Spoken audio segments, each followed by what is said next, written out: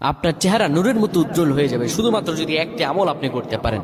অজু করার সময় পানি যখন আপনার চেহারায় দিবেন, আপনার চেহারায় পানি দেওয়ার সময় শুধুমাত্র একটি দোয়া আপনি পড়বেন, আপনার চেহারা থেকে মেস্তা, ব্রণ এবং চেহারার বিভিন্ন রকম কালো দূর হয়ে যাবে এবং চেহারায় সৌন্দর্য এবং লাবণ্য ফুটে উঠবে এবং চেহারায় যেন নূর চলে আসবে ইনশাআল্লাহ। অনেকে দেখা যায় সুন্দর কিন্তু দেখতে ভালো লাগে না, কিন্তু অনেকে কালো কিন্তু তারা দেখতেও ভালো লাগে।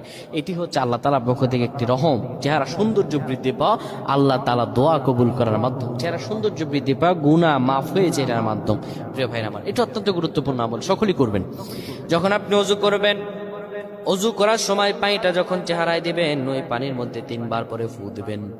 আল্লাহু নূরুস সামাওয়াতি ওয়াল আরদ, আল্লাহুম্মা ইগফিরলি, আল্লাহু নূরুস সামাওয়াতি ওয়াল আরদ, আল্লাহুম্মা ইগফিরলি।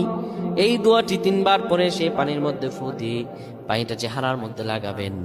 আমার আল্লাহ আপনার চেহারার